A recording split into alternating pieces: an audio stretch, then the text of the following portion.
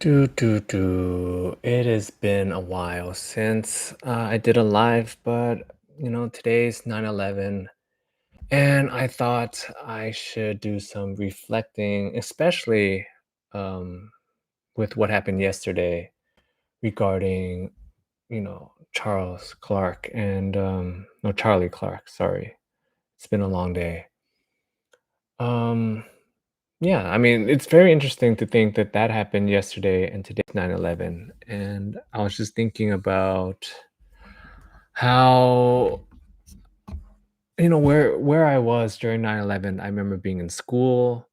I remember being in a hallway, and I remember, some of the classrooms. I believe I was in middle school when 9/11 happened, and some of the classrooms they had a TV, and then I guess someone had it on, and then, everyone just stopped and going through the hallways, and all the kids are going, "Did you hear this? Did you hear that? I heard somebody jumped and, planes." And I'm thinking about what happened yesterday with Charlie Clark, and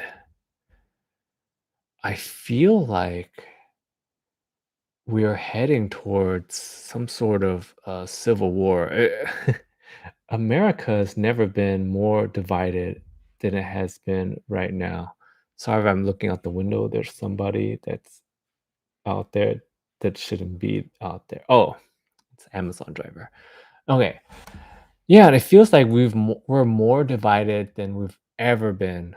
And thinking about that as again, this is we're on 9/11, and during 9/11, I feel like that was the most united America has ever been.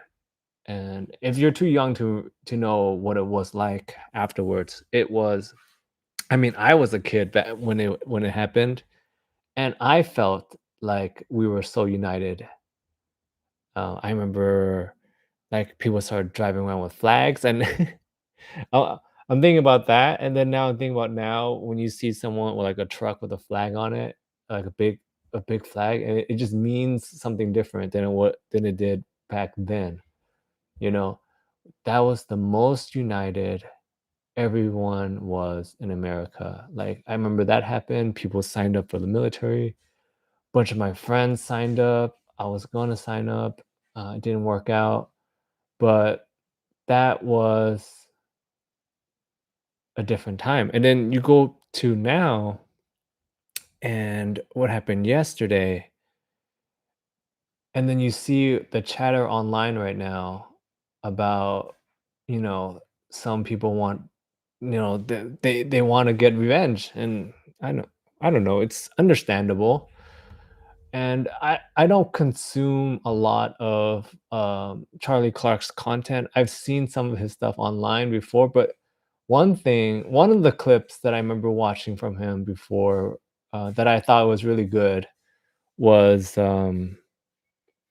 he was doing the same thing, the college debate thing, but I guess there was, like, a black guy that was asking him questions, and they were talking about reparations, you know, and Charlie made a very good point about it, he's like, were you in slavery?" And the guy was like, "No."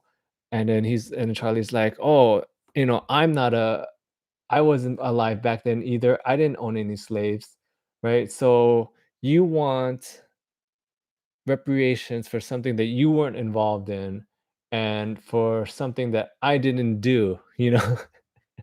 And that shut that guy down. And then I love that's a great clip about reparations.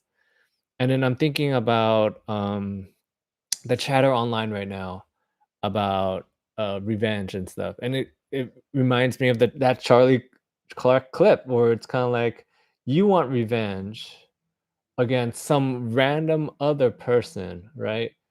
That didn't do anything to you and was not involved in you know what I mean? Like, it's almost the same thing. Um, when I don't know if you guys have seen those clips, like, I saw one, the guy was like, "Oh, it's game on, it's war, we're we're coming for you." And I'm pretty neutral, but I was just thinking about the long-term effects of that kind of talk. Especially that guy was young too. And this is something I've talked about a lot about the hate that grows within. And you just know that that guy at some point is just walking around and he's just looking for some sort of excuse, I guess, to go off, and that happens. I don't know. And yeah, think about 9/11 now. I guess I'll share some other weird stories. I remember when I was working in the office, we had a project manager guy. He was in charge of our team. I was in sales, and I grew up in California. So 9/11 is like in the other side of the world to me. And I'm born and raised in California and everything, right? And ooh, hi Black Mesa. I'll get to your comment. But I want to finish this 9/11 story. I don't know why it got me thinking about this guy. All right. So I'm working in the office. We had a project manager that's from New York. He was in New York during 9/11, and I guess he was walking on the streets, right? And when the plane, well, I guess when the towers fell down, a shockwave went through the streets, right? And he was walking on the streets, and it blew him into a car, right? It just like he just flew into a car, and it messed up his back. And that was probably 7 years removed at the time, 7 years ago from 9/11 at that point, right? So now we're in California. He's our manager, and he's fine. He comes in, and then we did a bonus thing where if you did well in sales, you got to go to a baseball game, right? We go into the baseball game. He was fine, and then but he was drinking a lot during that game. We're like, whatever. But then after that day, he disappeared, and we're like, Where did he go?" And one day went by, and I'm in sales. When you're in sales, it's kind of the mentality is you eat what you kill. That's the mentality, right? And it's kind of weird, and it's like you work from morning to sundown, right? You gotta get your numbers up. You gotta get sales in, and this guy's missing, and we're like, what the hell? Like, where did he go? How he didn't say anything. One day goes by, 2 days, like a second day, he's missing. Third day, he's missing. He was missing for like, I think, 2 plus weeks, and we're like freaking out now. We're like, it's really weird. And then our the owner of the company was saying something that as an employer, he's actually responsible for all of us, and he needs to find this guy. I didn't know that. But anyways, it turns out that we find him later, and I guess after the baseball game, he found out that he has some sort of liver disease, and he found out that he just didn't have that many days left. I don't know. I don't remember, it was like months, years, or whatever, but it didn't look good, and he just spiraled, right? He just more. I guess what happened was on 9/11, when the shockwave sent him into the car, it messed up his back, and then you go to the medical system, and they got him on pills, and he and like I said, that was 7 years at the time, 7 years removed from 9/11, right? I guess he's been on pills for 7 years nonstop, and it just jacked up his liver. And that was that. And that's I don't know. I don't know what that really has to do with 9/11, but when I think about 9/11, I think about that. All right, to get to the comment here, I find it very disturbing how people who support his murderer don't understand he was killed for his opinions, which they support. They can kill them for the same Reddit, basically. Okay. No, I understand that a lot. That's the big talking point right now, right? It's the free speech stuff. Free speech, basically, I mean, Charlie Clark said a lot of wild stuff. Yeah, I mean, you have to admit that some of the things he said was very interesting. The one that keeps popping up a lot that I saw online, I mean, again, I don't the thing I think about Charlie Clark is that this is America. You say what you want. I mean, literally, I had this moment with my mother-in-law the other day. I have a kid and we're trying to teach them kind of like right and wrong, kind of mind your manners, respectful things to say, basically to be a good person. And this has happened a few months ago. I'm trying to remember exactly what happened, but I just remember my mother-in-law's comments on this. But oh, okay, okay, I remember now.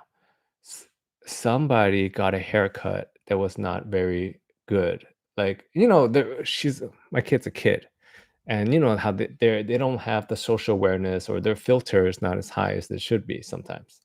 So what happened was one of her teachers has long hair, and then one day the teacher decided to cut it short, like bob cut short, and dyed it from brunette to blonde, right? So just imagine the transform. It kind of reminds me of. I'm trying to remember the movie, but I remember it was a Natalie Portman movie. If you guys remember that movie, where she's like a dancer, exotic dancer, I believe. And Clive Owens in the movie, and he's like a doctor or something, and he's like obsessed with Natalie Portman, who's I believe she plays like a 19-year-old or something in the movie, or high schooler. I forget. Natalie Portman back in the day always loves to play like young tease girl, and Clive Owen's character basically blows up his life for this girl, and then at some point she ends up working in the club, and she's got short hair. It's kind of like that transformation, right? So the teacher had long hair, cut it short, and then dyed it blonde. And my kid was talking to one of her friends, and I'm talking little, like, you know, low elementary school level, right? And the kid was like, "Oh, I don't really like blah blah blah's haircut.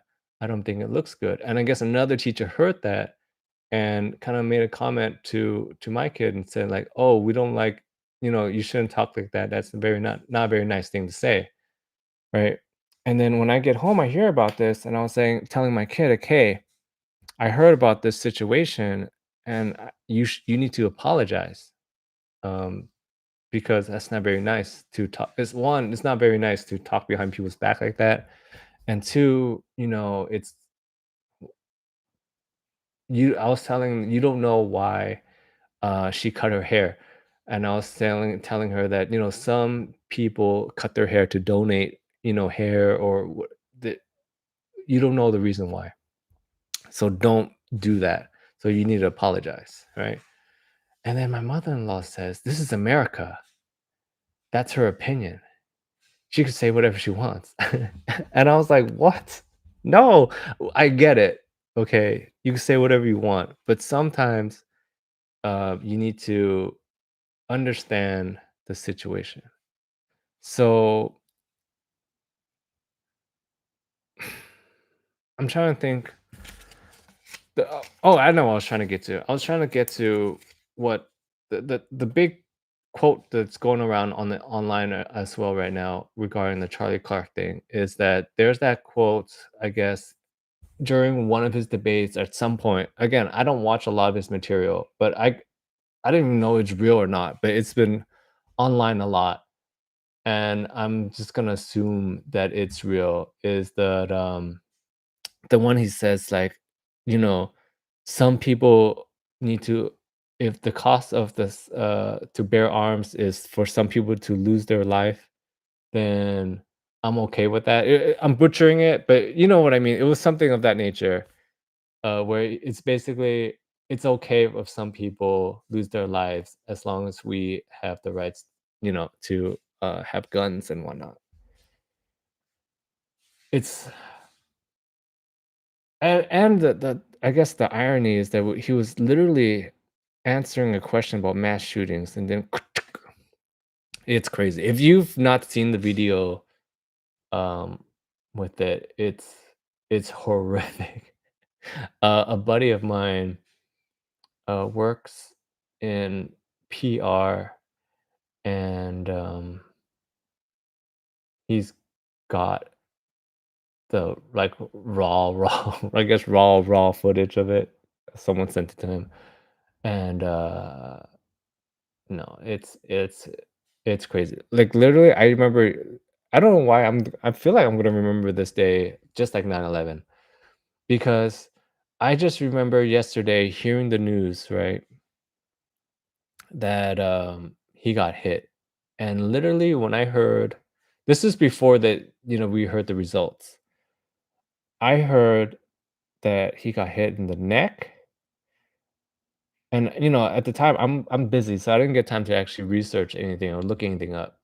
But I saw that he got hit I read that he got hit in the neck, and then somebody told me that lots of blood was coming out, and I already knew right away. This was, like, 2, 3 hours before they officially announced that he was gone. Like, literally, when I heard that he got hit in the neck, and then, I I don't know why I'm laughing, but I was telling him, I was like, "He's gone.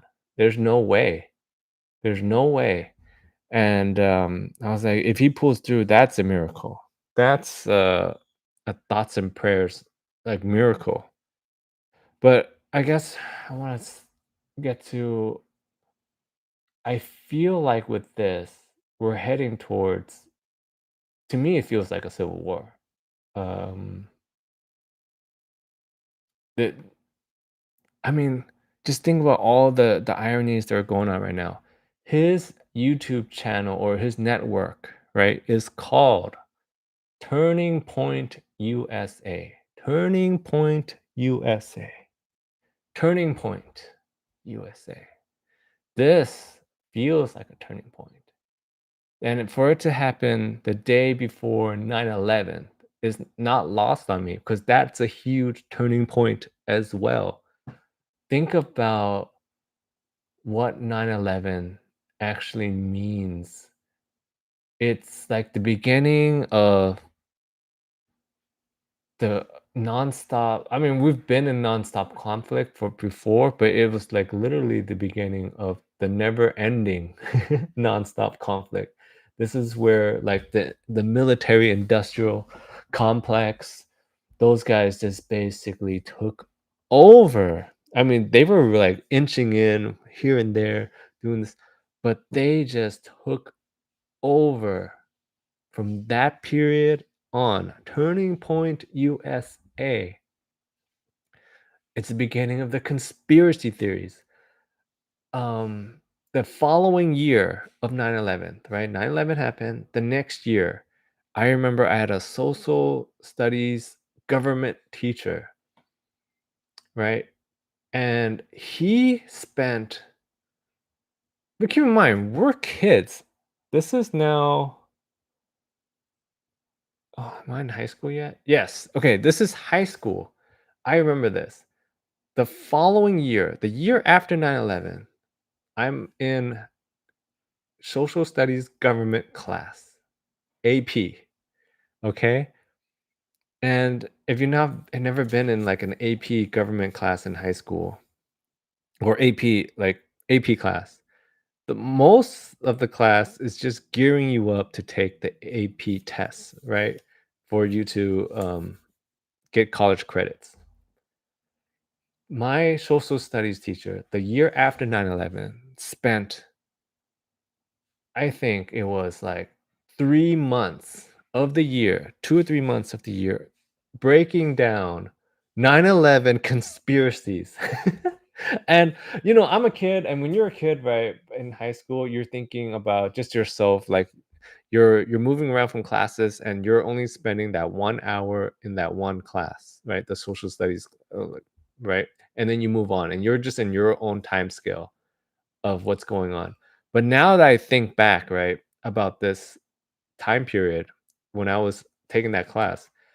If he spent 3 months teaching us 9/11 conspiracy, we watched documentaries, he was breaking down like, he was drawing towers, I think it was the planes, the jet fuel, the steel beams, like, he spent hours, days talking about this, right? That was just one class, and then we move on, and another class will go in, right? That means he taught it to us, the next class, and the next class, and the next class of that day. Like, what, 6 periods, right? That means and, I don't know if he's teaching all the same class, all the periods, but at least 3 times, at least 3 hours of the day, he is talking about teaching kids about 9/11 conspiracies. And, Turning Point USA, the beginning of like, literally, 9/11 is, like, the big conspiracy, and at least for me, because being young and impressionable at that time, we're like, "Whoa, what? The government's doing that?" Like, the steel beams and jet fuel. Oh, the passports, like, everything got incinerated but the passport that sent us into a war. Turning Point USA. Like, I was thinking about that the whole day yesterday when I heard the Charlie Kirk thing. Turning Point USA. That's the name of his network. Turning Point USA. Um, we go to the gerrymandering thing that's going on right now. That's like, it's like so blatantly obvious. At the same time, everyone's just brushing it under the rug. You know, like the gerrymandering thing with Congress is insane. It's been a problem and it will never get solved because if for them to solve it would require the Congress or Senate or whoever that's in power right now because of the gerrymandering, right, would have to give up. And once you get the power, you don't give up the power, you know? Um, if you follow any comedians, Josh Johnson is amazing. He does a new special every single week, a new hour every single week. Amazing. But he made a comment this week that I thought was really, really funny or very interesting. He was talking about how the power and money just corrupts you over time.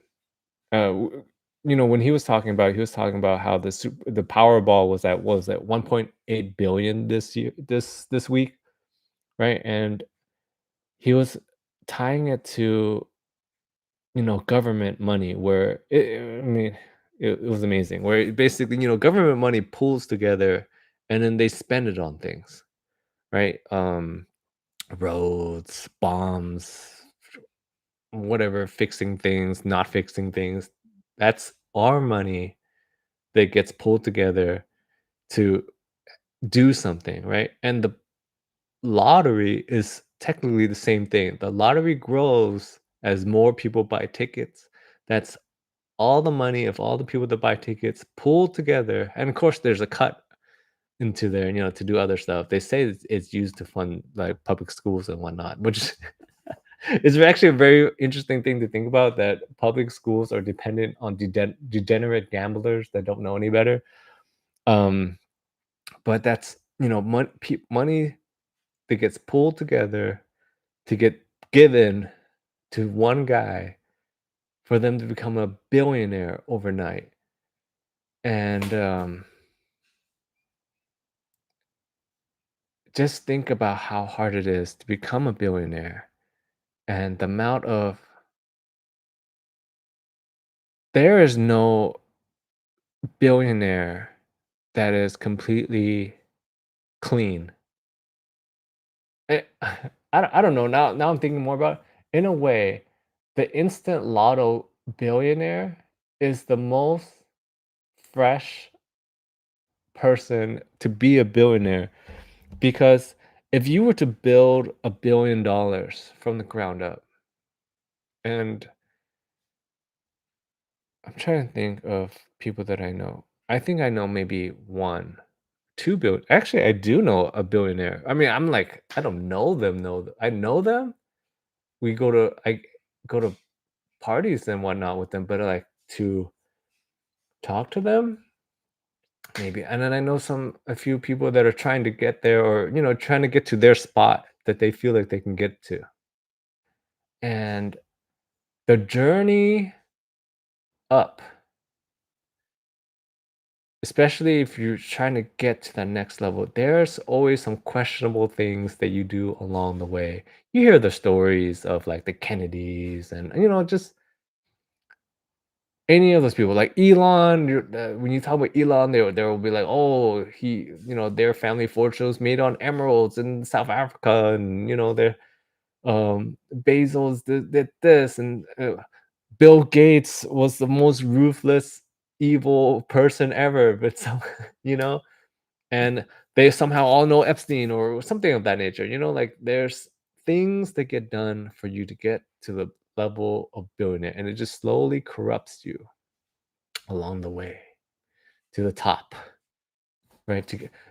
Think about Logan Paul. Logan Paul's. If you guys have not been following Logan Paul, what is he? He's like a wrestler now or a social media guy. Anyway, he's the Tokyo Forest guy. That's what I know. I don't watch any of his stuff either. I just know him as Tokyo Forest guy. He's got a podcast, and he's the prime energy drink guy.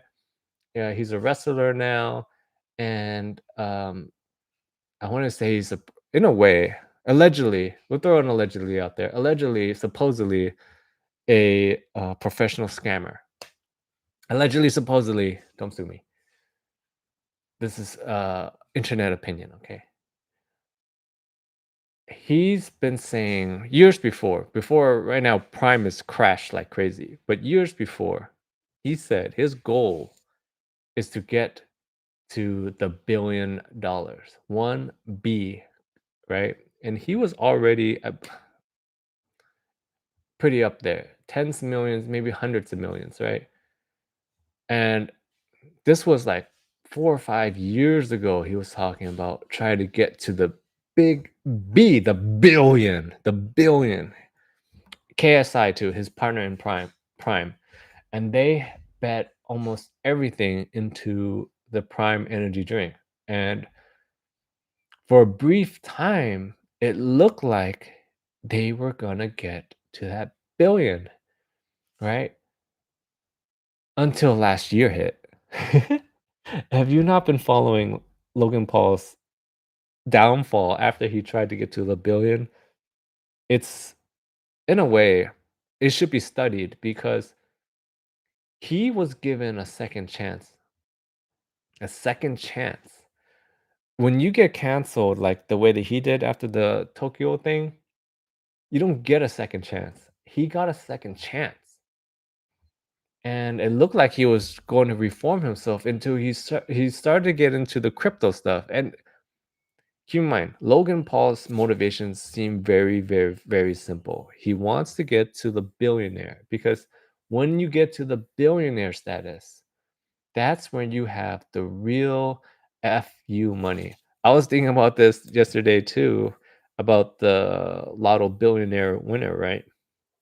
And I was like, oh, it's 1.8 billion. And then if you actually work it out, it's if it was a solo winner and you took the lump sum, you would get $400 million, which is a lot. It's a lot.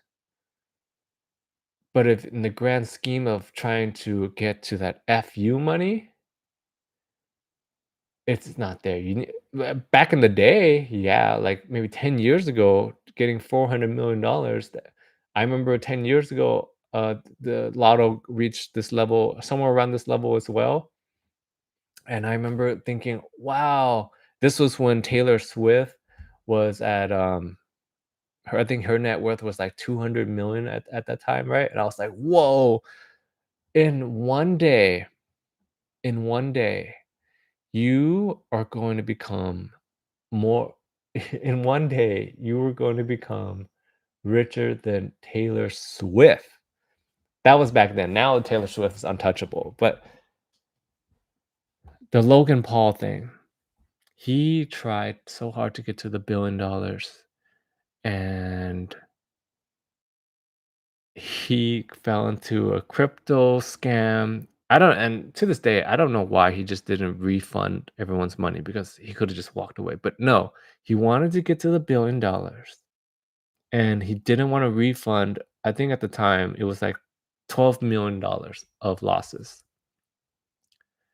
And you know, I think even his net worth back then was like $100 million or so. He could have paid I'm not sure if it's liquid or whatever. I don't know what his financial situation was, but the payout that he needed to do was like $12 million to refund everyone's money on the Zootopia, Zoocoin, whatever it was called.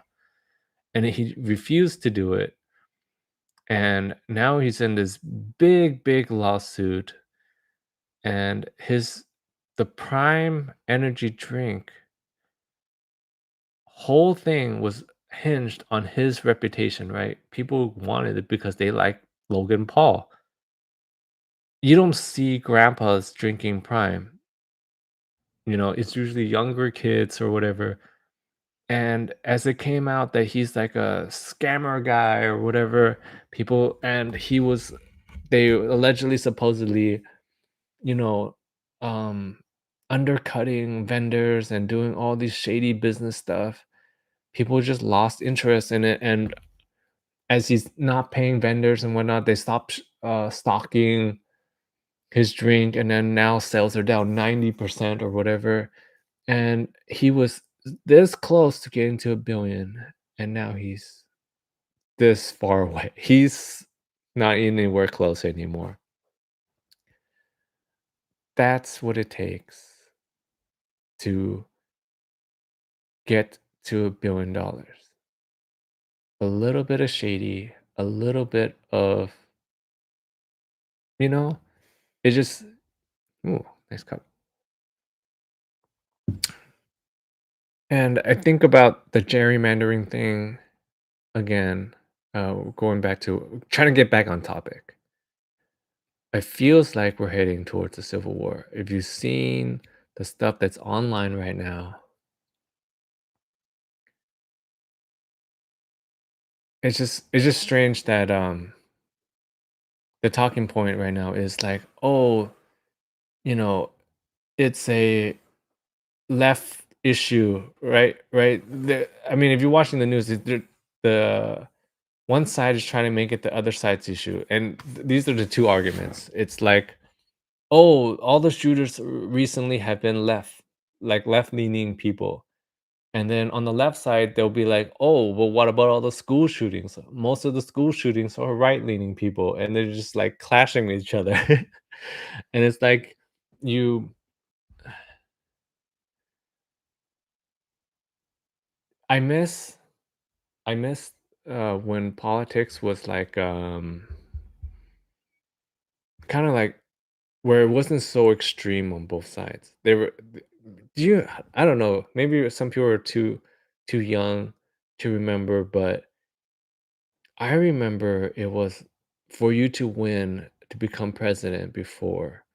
It was you start off your campaign a little bit extreme on one side, but as you campaign and get into the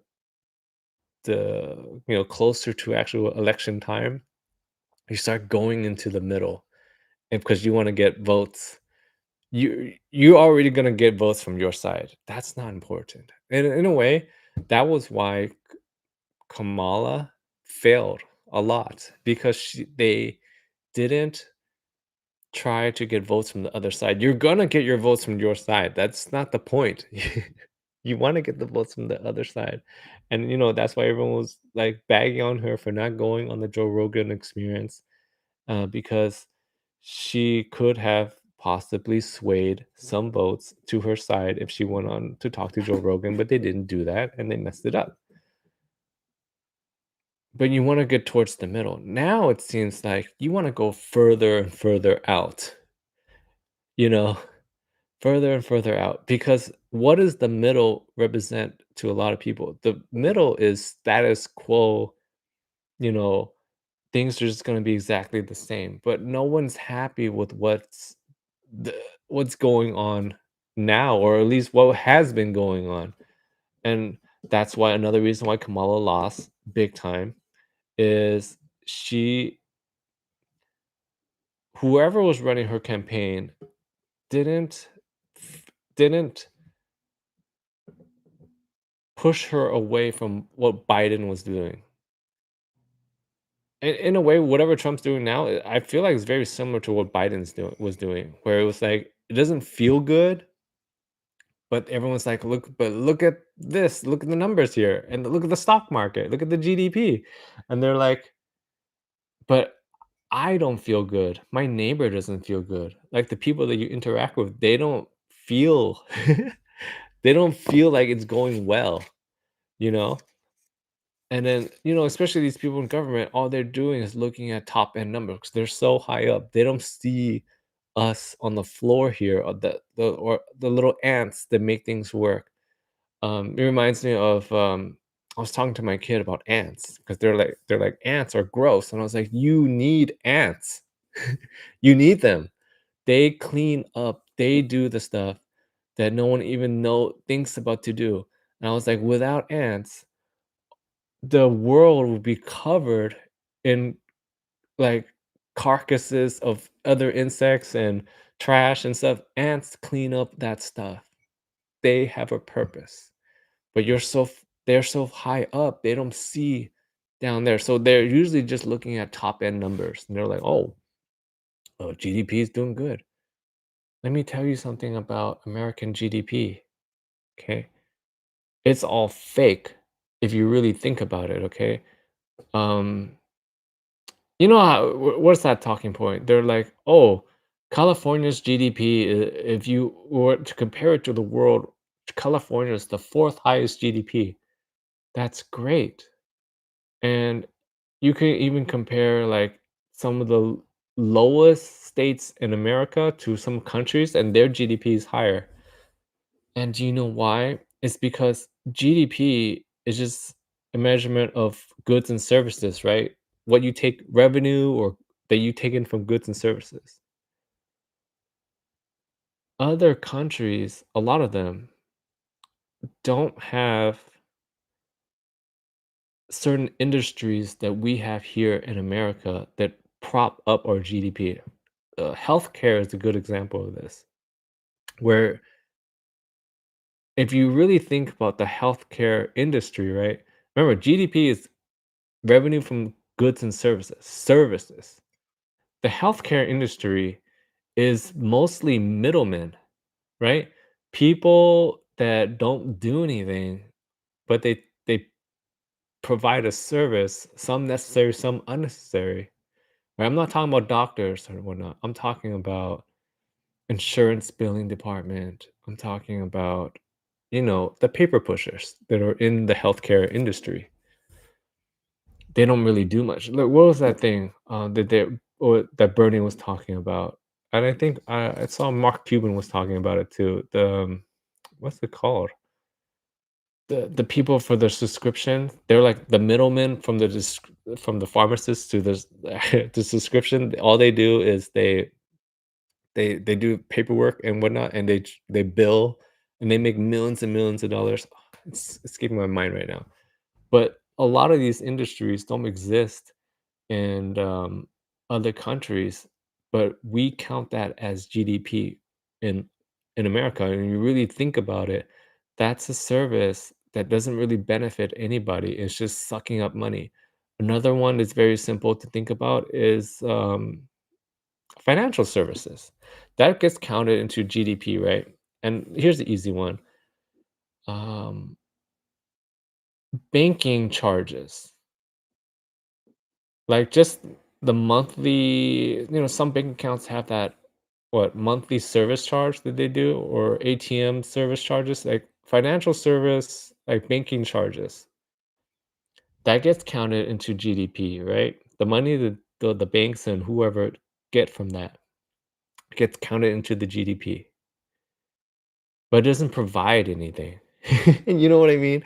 You don't you're Nobody is better off by ATM charges or banking charges or not whatnot. It just money gets sucked up and it goes somewhere into a yacht or whatever, right?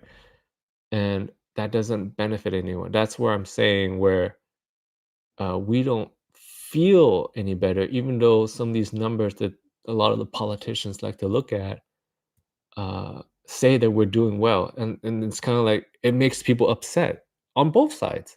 During Biden's time, people weren't feeling well, but what was the government doing? They were like, "We're doing great," and then people were like, "I don't feel good.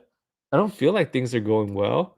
And then it's the same thing that's going on during the Trump's time, where it's like things are good. We've never been better. I'm like, I don't feel any better.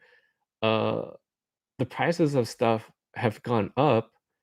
I don't feel like it's going down anytime soon. It doesn't seem like anything that's getting done to make it that makes it any better.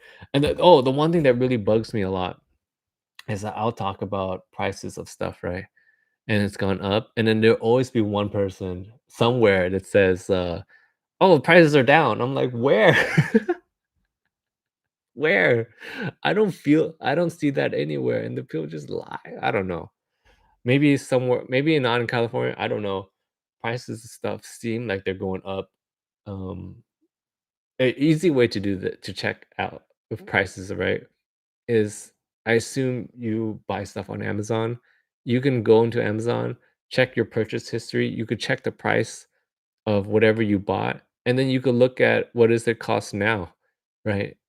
That that is the easy way for you to check on prices of stuff across everywhere because Amazon sells everything everywhere, right? So prices of stuff have gone up on Amazon. I assume it's going up everywhere, right? And maybe part of it is just some sellers are looking for an excuse to raise prices. Like, I have a business. I understand that.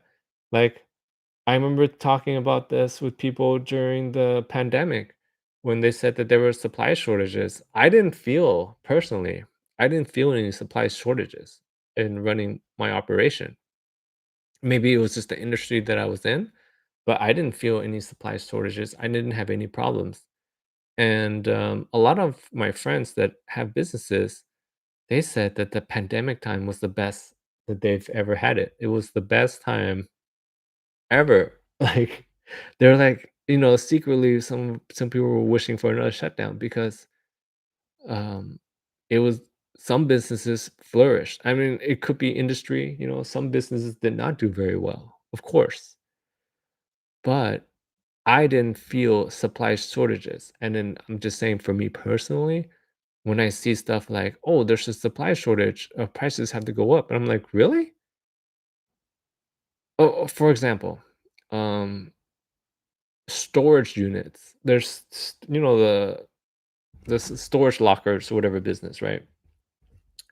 I have a storage locker somewhere, and they have consistently raised prices. And this most recent one, they sent out a letter saying that they're raising prices because of increased costs. And I was thinking to myself, you're a storage unit business. What increased costs do you have? Literally, you're just a building with some bay doors, and people pay you rent to have the space.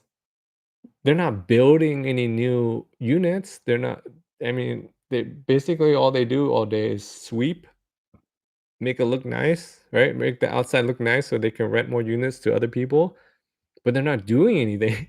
But they're raising prices and they're saying increased costs. And I'm like, what what increased costs do they have?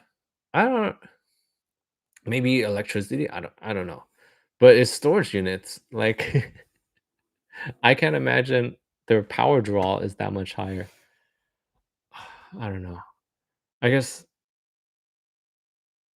I don't know. I just feel like 9/11 is a great time to reflect on the state of America right now. And as I was saying earlier, Charlie Clark's channel network was called Turning Point USA. And maybe I'm just feeling a sentiment. Oh my, I'm just feeling in my feelings right now because it's 9/11. But it feels like we're at a turning point. I don't know. It's been a while. I'll see you guys later. Thanks for listening.